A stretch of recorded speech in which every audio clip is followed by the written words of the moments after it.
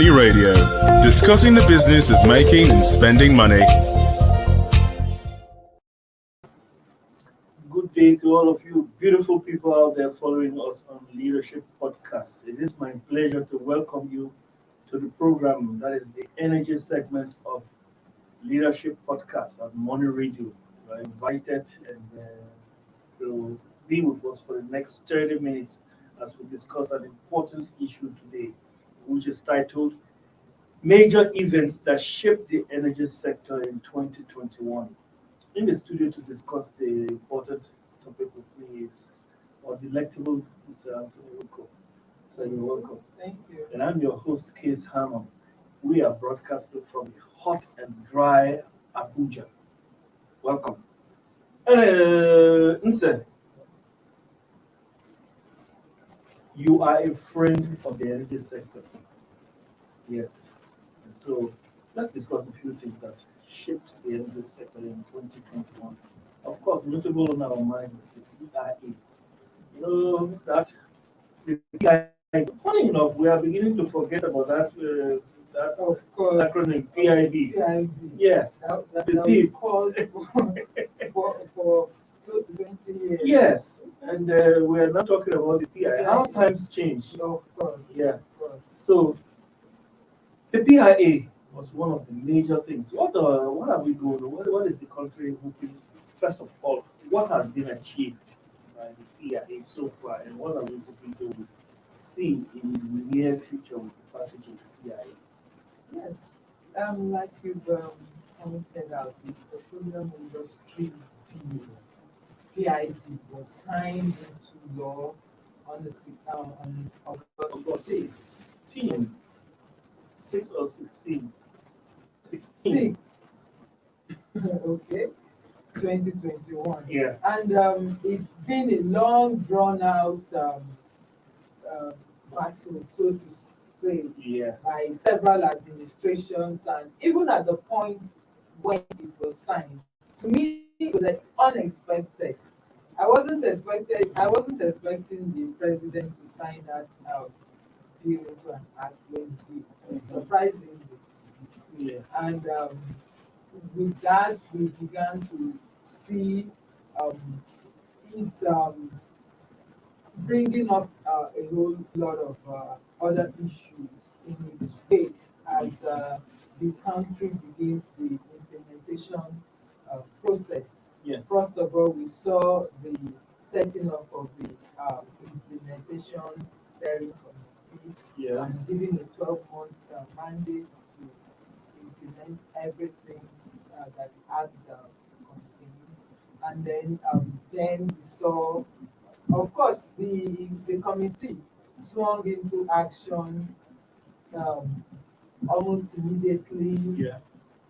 with the scrapping of the of 3 agencies that were part of the regulatory Yeah. bodies for the upstream and downstream midstream PPRA. That's the PPRA that was responsible for the pricing mechanism for petroleum products, Yes. and then the Petroleum Equalization Fund that was the bridging, the agency for providing the resources for bridging the price of Yeah. petroleum products all across the country, and then the major upstream regulator, which was the Department of Petroleum Resources, the DPR. Yeah. So all of those are Wow. now defunct, replaced by the midstream, the Nigerian Upstream Petroleum Regulatory Commission, and then the Nigerian Midstream and Downstream Petroleum Regulatory Authority.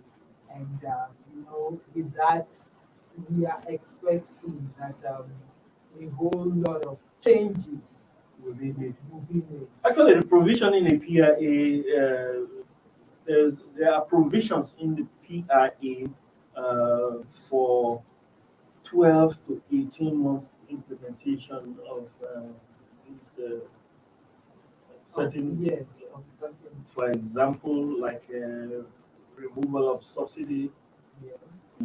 uh, uh, where the communities are supposed to have 3%.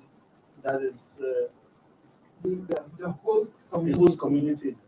having 3% of the operating Yeah. balance of the oil companies. Mhm.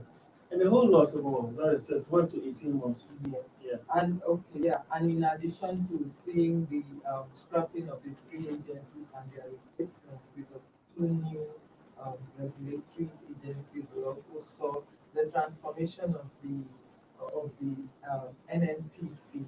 Yes. Yeah, the NNPC became So incorporated. I wait. Oh, this NNPC, suddenly the NNPC has started making profit. We'll get to that. Of course.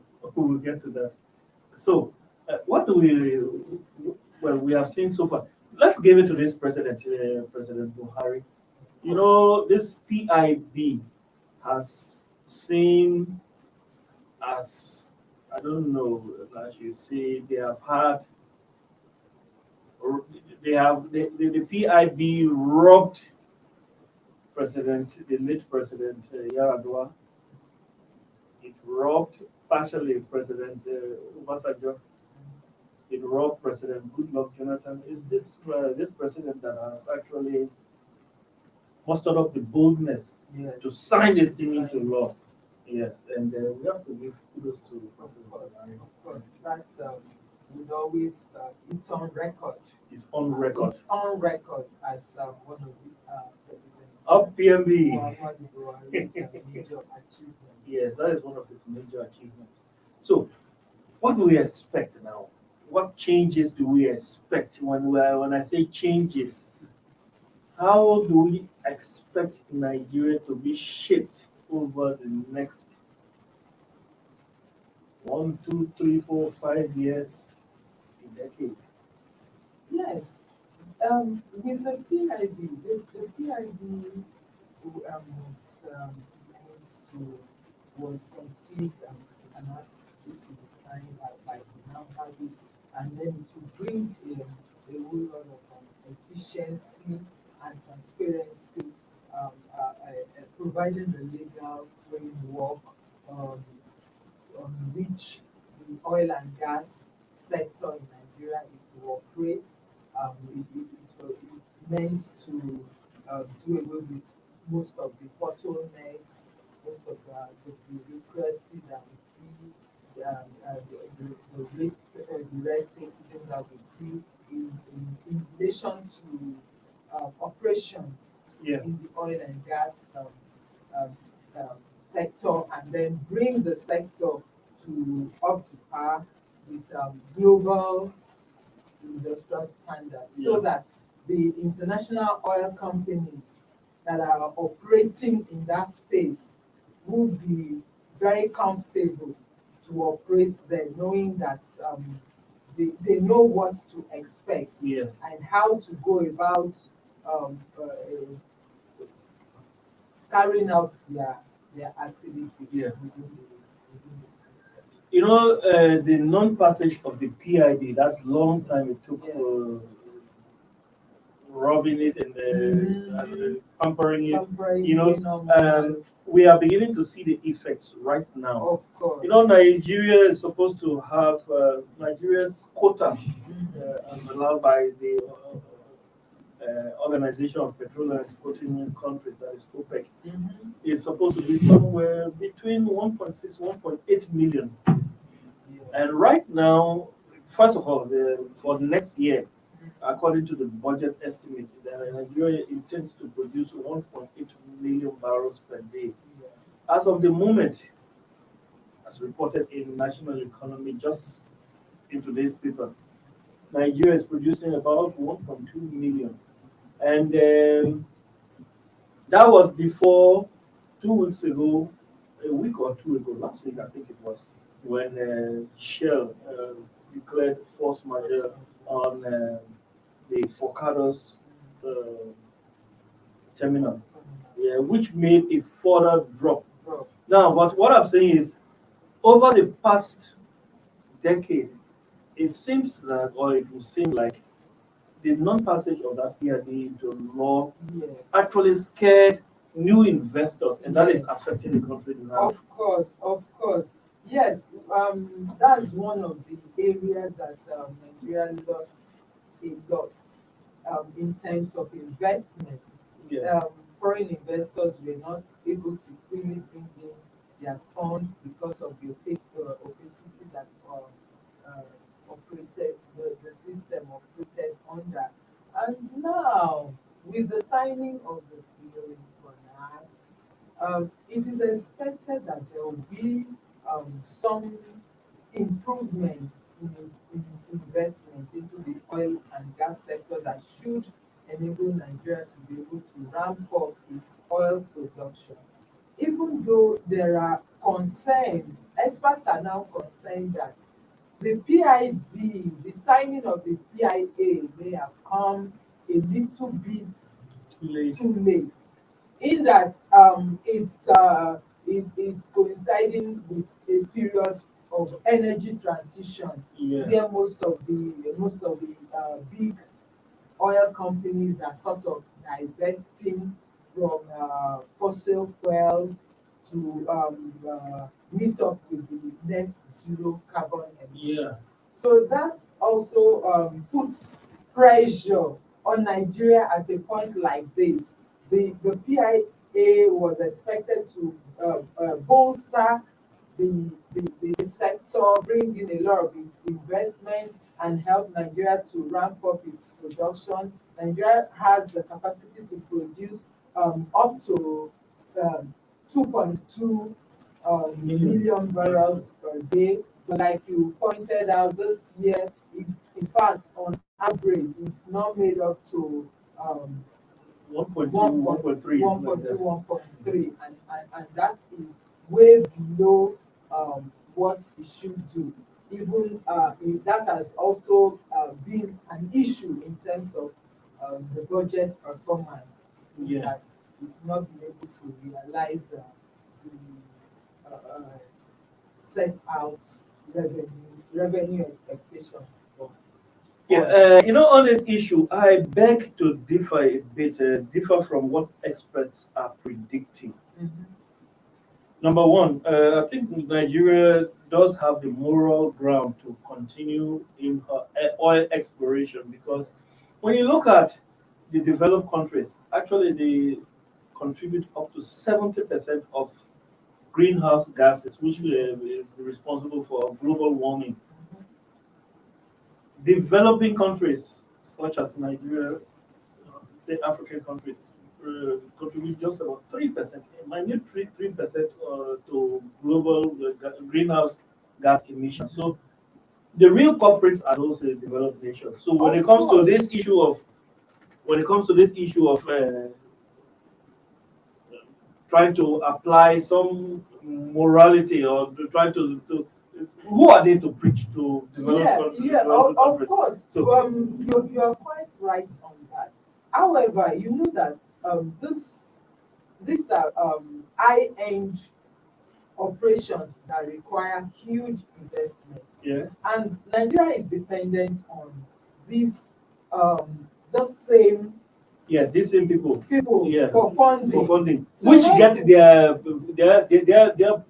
they borrow money from those financial institutions. Yeah. Yeah. Mhm. I get the point. So that is actually the point. Yeah. Because if it were for exploration alone, Nigeria still has at least up to 2050.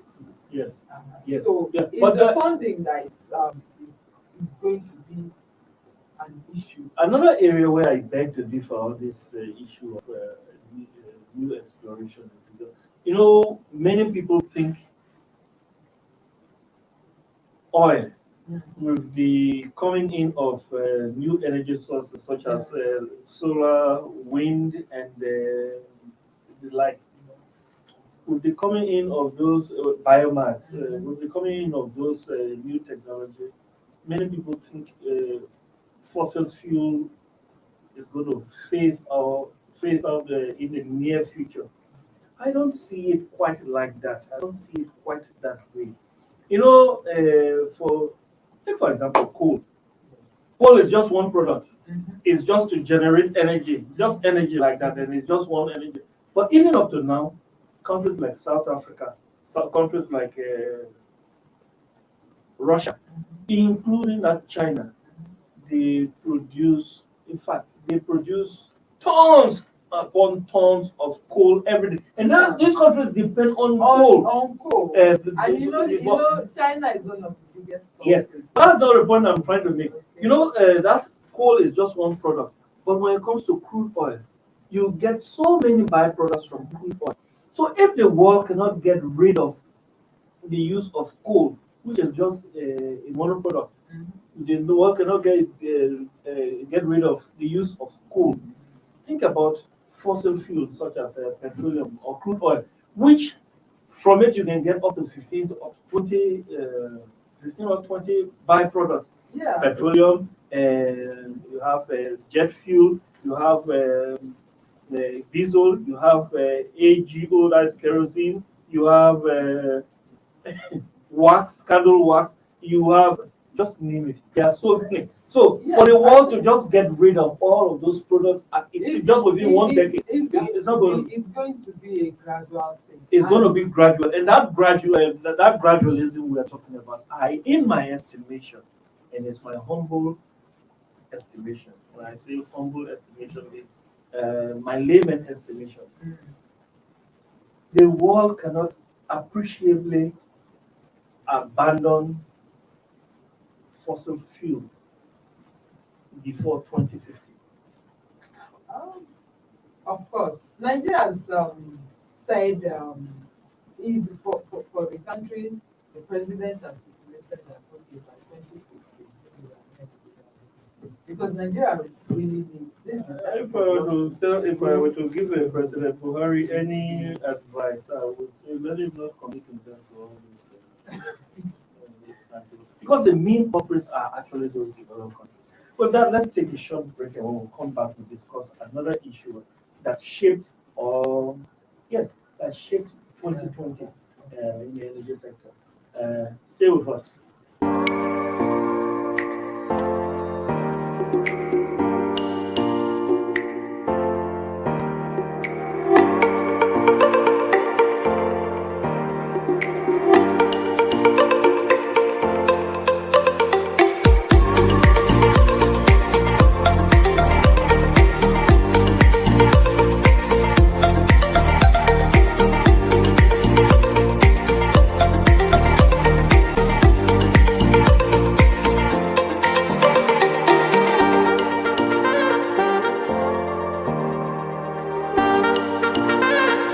For sponsorship and advert placements, please contact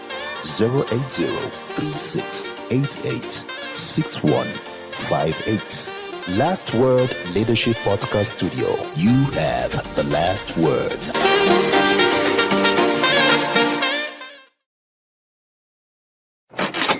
Money Radio, discussing the business of making and spending money.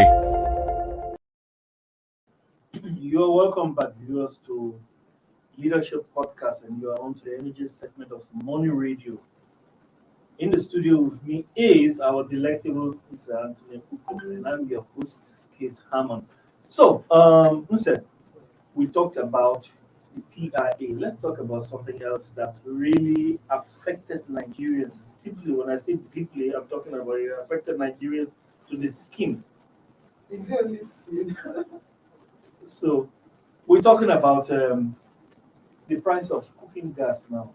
That was one thing that, and it started happening from around September.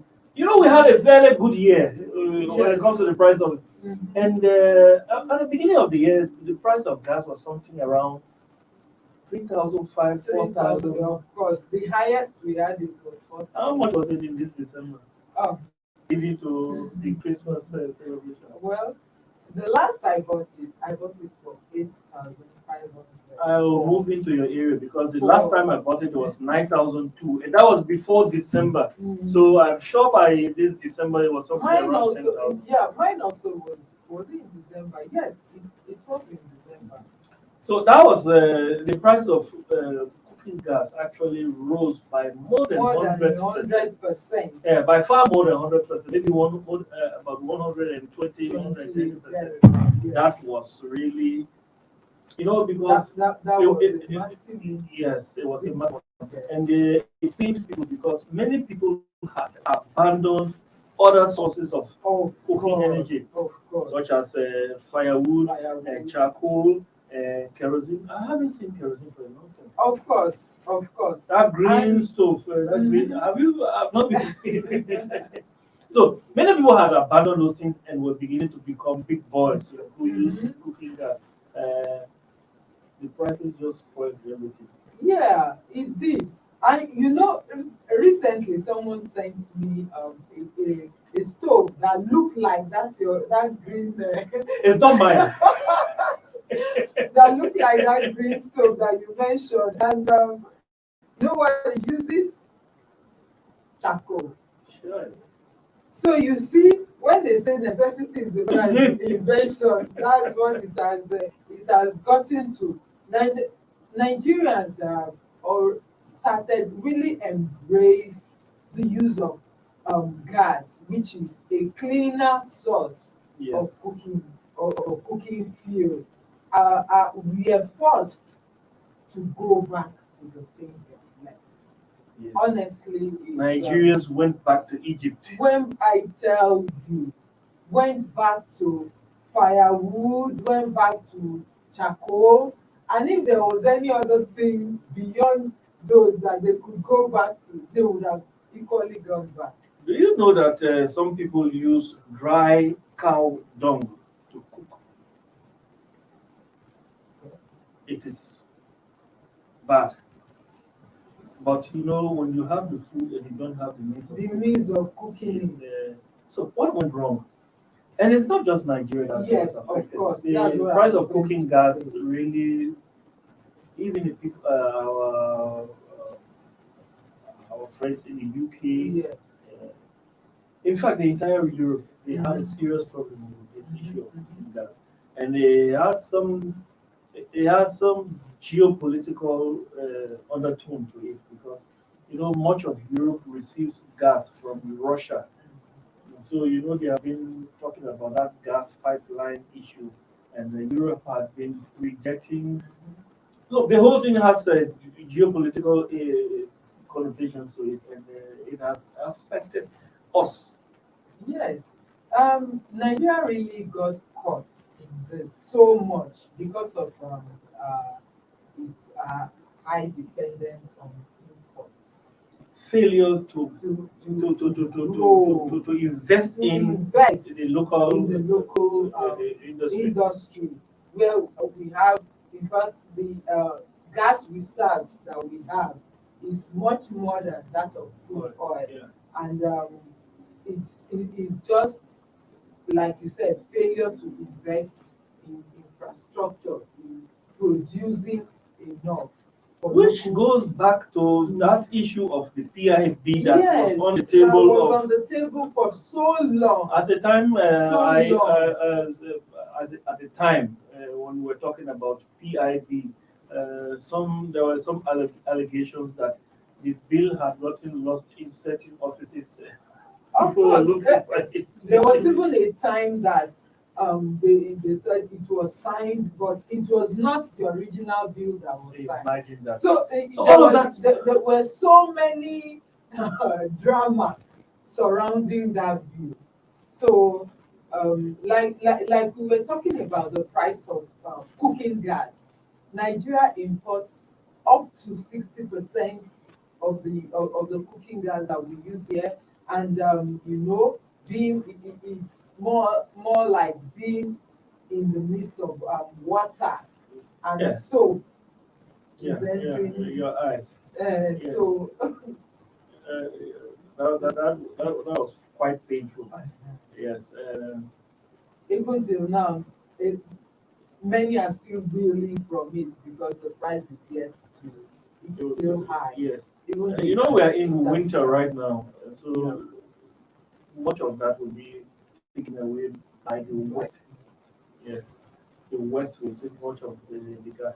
And we talked to, if you remember, we talked to an energy expert here who were thinking before then that Nigeria was exporting gas, whereas the price of gas was increasing locally.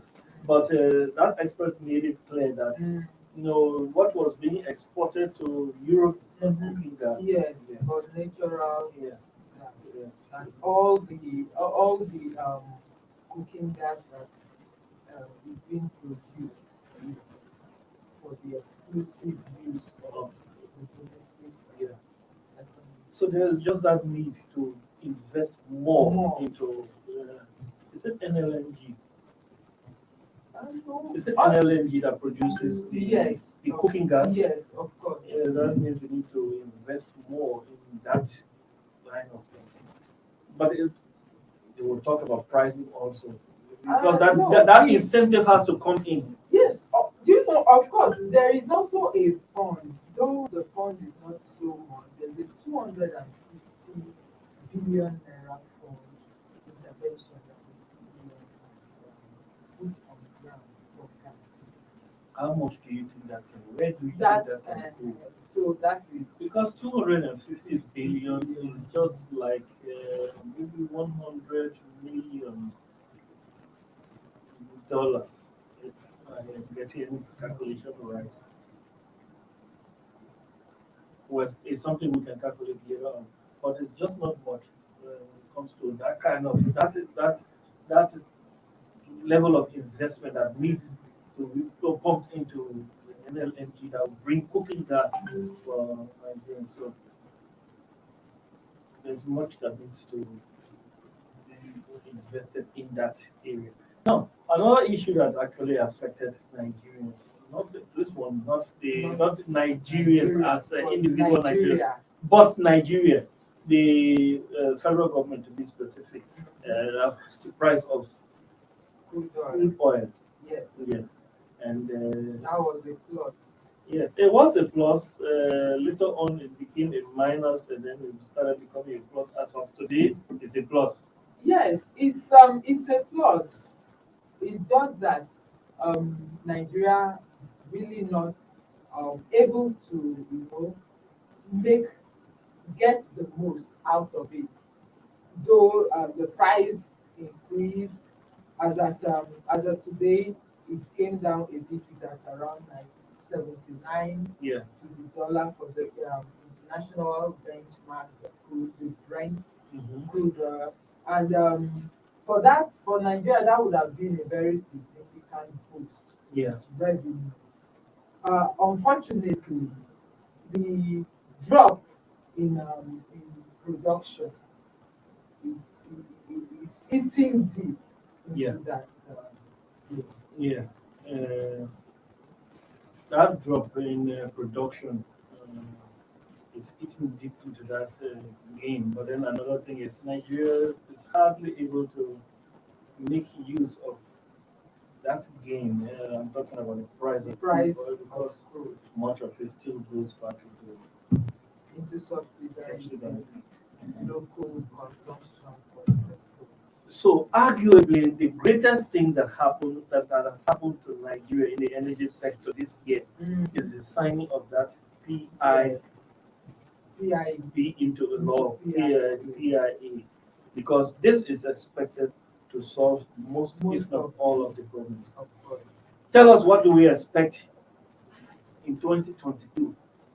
How is the energy sector going to be shaped in 2022? Yes, with PIA now in place, a lot is expected to change positively in the oil and gas sector, like we have discussed. Um, there's expectation that the much more investment will come in. Nigeria will be able to ramp up its production of crude oil, and also Nigeria will just have to deal with the outcome of subsidy removal.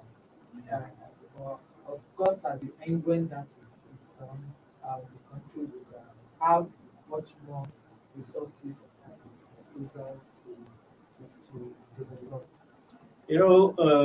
Coming the next 3, 4, 5 years,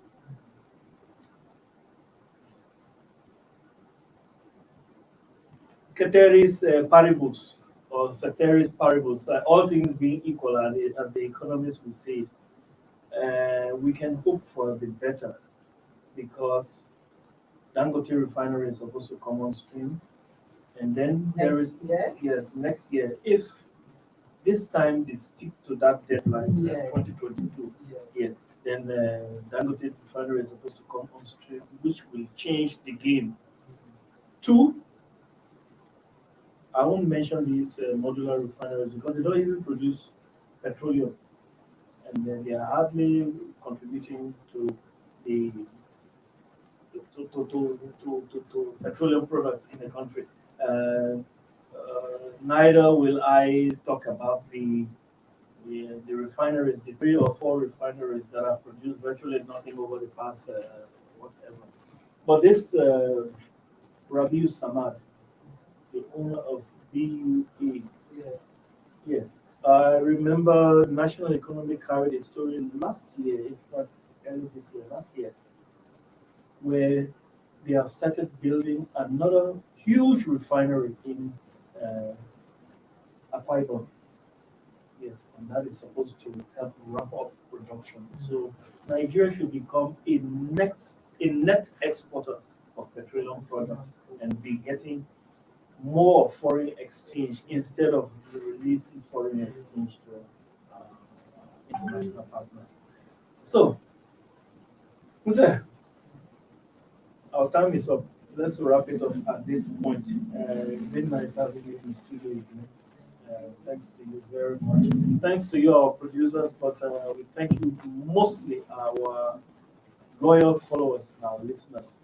We appreciate you very much. And just before we go, it is my responsibility to remind you again that COVID-19 is real.